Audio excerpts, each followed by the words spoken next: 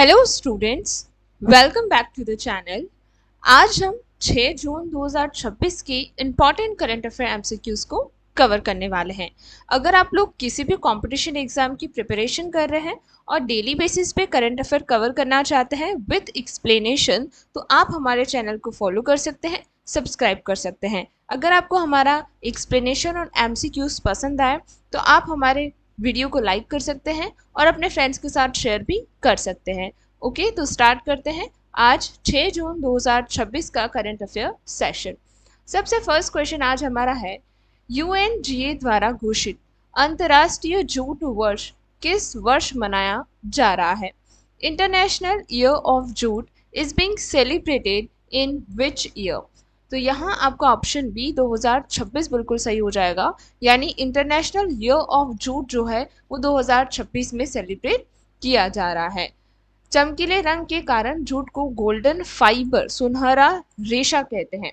भारत दुनिया का सबसे बड़ा जूट उत्पादक देश है। राज्यों में पश्चिम बंगाल शीर्ष पर है, यानी पश्चिम बंगाल हमारे भारत में सबसे ज्यादा जूट प्रोड्यूस करता है। इसकी खेती के लिए उपजाऊ जड़ोल मिट्टी यानी एल्यूवियल सॉइल सबसे उपयुक्त होती है।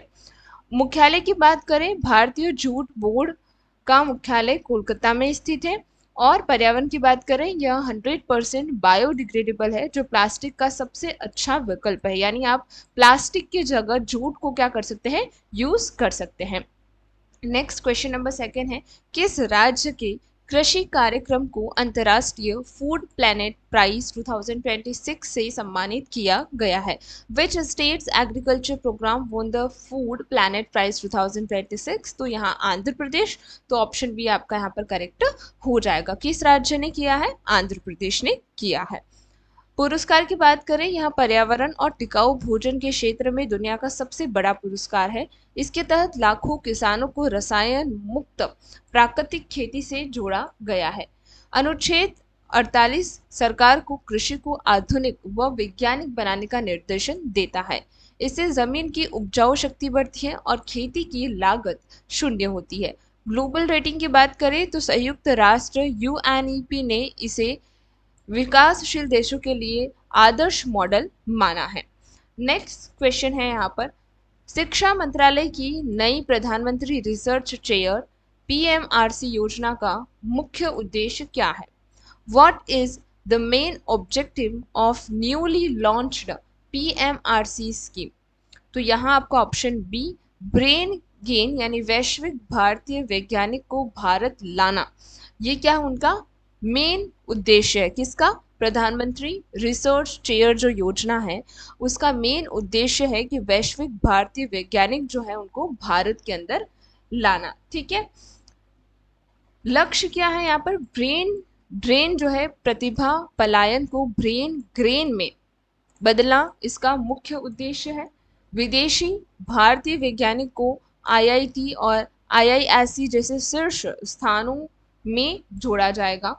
फंडिंग चुने गए शोधकर्ताओं को अंतर्राष्ट्रीय स्तर की लैब और बड़ी रिसर्च ग्रांट मिलेगी। इनोवेशन, यह योजना ग्लोबल इनोवेशन इंडेक्स में भारत का रैंक सुधारने में मदद करेगा। नेप 2020 यह राष्ट्रीय शिक्षा नीति के उच्च शिक्षा को अंतर्राष्ट्रीय बनाने के लक्ष्य से भी प्रेरित है।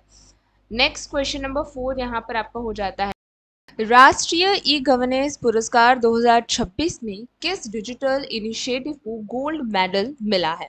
Which digital initiative won the gold medal at NAG 2026? तो यहाँ पर आपका ऑप्शन बी एग्रीस्टेक बिल्कुल करेक्ट हो जाएगा। ये क्या है? यह किसानों का एक डिजिटल डेटाबेस है जहां भूमि और फसल का रिकॉर्ड होता है।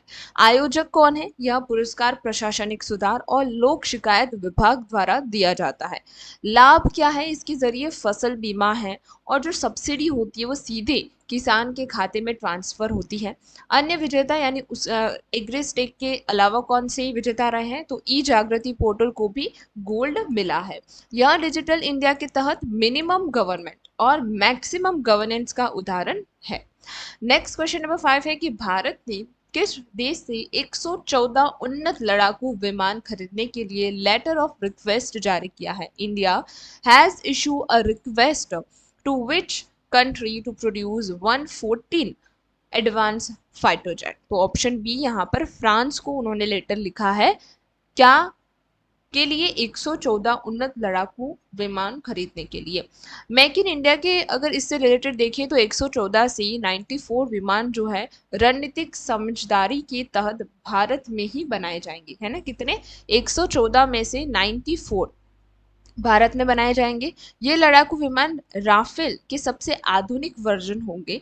यहाँ सौदा चीन पाक सीमा पर वायुसेना की स्क्वाड्रन क्षमता को मजबूत करेगा। भारत फ्रांस रक्षा संबंध हिंदी प्रशांत क्षेत्र की सुधार सुरक्षा के लिए बेहद अहम है। इतिहास की बात करें तो इससे पहले भारत फ्रांस के आपातकालीन कोटे में 36 राफेल विमान खरीद चुका है। नेक्स्ट क्वेश्चन है कि जून 2026 में कौन सा देश पहली बार संयुक्त राष्ट्र सुरक्षा परिषद यानी यूएनएससी का स्थायी सदस्य चुना गया है। Which country has been elected as a non permanent member of UNSC for the first time. तो ऑप्शन बी किर्गिस्तान बिल्कुल करेक्ट हो जाएगा यहाँ पर। 1991 में सोवियत संघ से आजाद होने के बाद यह देश पहली बार यूएनएससी पहुंचा है। इसका कार्यकाल 2 वर्ष का होगा, 1 जनवरी 2027 से 31 दिसंबर 2028। इसके साथ ऑस्ट्रेलिया, पुर्तगाल, देन आफ्टर ये त्रिनिदाद, टोबेगो और जिम्बाब्वे भी चुने गए हैं। यूएनएससी संरचना की बात करें तो यहाँ पर कुल 15 सदस्य होते हैं, 5 स्थायी वीटो पावर होता है और 10 अस्थायी होते हैं 2 वर्ष के लिए। चुनाव सुरक्षा परिषद के अस्थायी सदस्यों का चुनाव महासभा गुप्त मतदान द्वारा करती है। नेक्स्ट क्वेश्चन है यहाँ पर कि इलेक्ट्रॉनिक्स और आईटी मंत्रालय द्वारा शुरू व्योम चैलेंज का संबंध किस तकनीक से है। What is the primary focus for a newly launched Vyom challenge. तो यहाँ पर आपका ऑप्शन बी है बहुभाषी और आवाज आधारित AI, multi lingual and voice AI.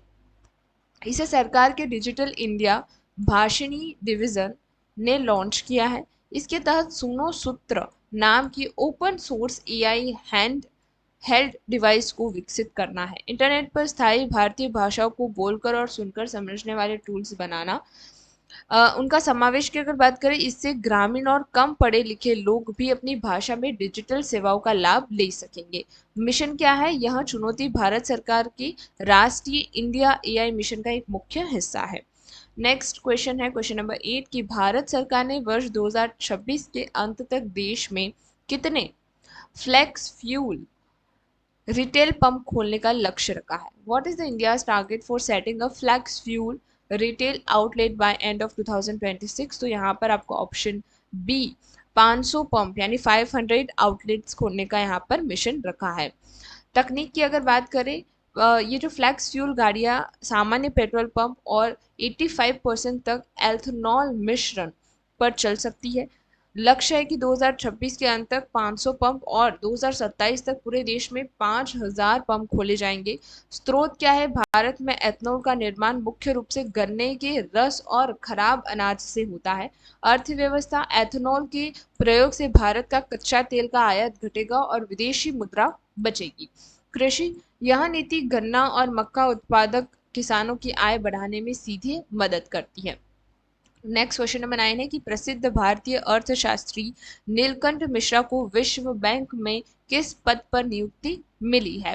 Neelkanth Mishra has been appointed to which post at the World Bank. तो यहाँ पर आपका ऑप्शन बी कार्यकारी निर्देशक यानी एग्जीक्यूटिव डायरेक्टर के रूप में उनकी नियुक्ति हुई है वर्ल्ड बैंक में। अवधि की बात करें, केंद्र सरकार ने वॉशिंगटन डीसी मुख्यालय में इन्हें 3 साल के लिए नियुक्त किया है। प्रतिनिधित्व, वे विश्व बैंक में भारत, बांग्लादेश, भूटान और श्रीलंका निर्वाचन क्षेत्र का नेतृत्व करेंगे। स्थापना बात करें तो विश्व बैंक की स्थापना 1944 में ब्रिटेन वुड्स सम्मेलन के तहत की गई थी। ये बहुत ही इंपॉर्टेंट क्वेश्चन है, सीधा प्रश्न पूछा जाता है यहाँ से। मुख्यालय की बात करें तो इसका मुख्यालय वॉशिंगटन डीसी अमेरिका में स्थित है।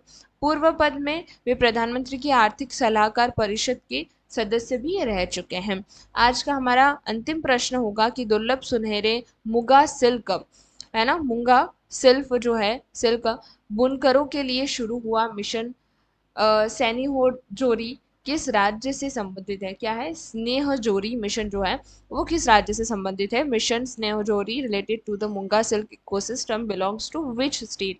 यहाँ से यूपीएससी से क्वेश्चन आ सकता है कि ये इस तरह से वर्ड जो है वर्ड बहुत पूछे जा सकते हैं, तो ऑप्शन बी आसम बिल्कुल करेक्ट हो जाएगा। विशेषता की बात करें, मुगा सिल्क दुनिया का सबसे कीमती रेशम है जो अपने प्राकृतिक सुनहरे रंग के लिए प्रसिद्ध है। एकाग्रधार की बात करें, पूरी दुनिया में मूंगा रेशम का उत्पादन केवल भारत के असम राज्य में होता है। बहुत ही इंपॉर्टेंट इंफॉर्मेशन है। जीआई टैग की बात करें, विशिष्ट भौगोलिक पहचान के कारण असम के मूंगा सिल्क को जीआई टैग प्राप्त है। कीट की बात करें तो यहाँ रेशम एंथरियल असमेसिक नामक कीड़े से मिलता है जो सोम के पेड़ों पर पलता है। उद्देश्य क्या है? यह मिशन बुनकरों को आधुनिक ट्रेनिंग और क्लस्टर बनाकर सीधे ऑनलाइन मार्केट से जोड़ेगा। ओके, तो आज यहाँ पर हमने 10 सबसे इंपॉर्टेंट क्वेश्चन पढ़े हैं। आई होप आपको ये बहुत ही समझ में आए होंगे अच्छे से। अगर आपको समझ में आया है तो आप कमेंट सेक्शन में ज़रूर बताना। और साथ ही में एक और चीज़ मैं आपको बोलना चाहूँगी, अगर आपको ये पीडीएफ चाहिए तो आप हमारे व्हाट्सएप ग्रुप से जुड़ सकते हैं। फ्री ऑफ कॉस्ट आपको ये मिलेगी। बस आप मुझे कमेंट में बता देना कि कौन सा व्हाट्सएप ग्रुप में आपको ज्वाइन होना है, तो मैं आपको वहाँ पर रिप्लाई के अंदर दे दूंगी नंबर, वहाँ से आप हमारे ग्रुप में ज्वाइन हो सकते हैं। Okay, thank you very much for today.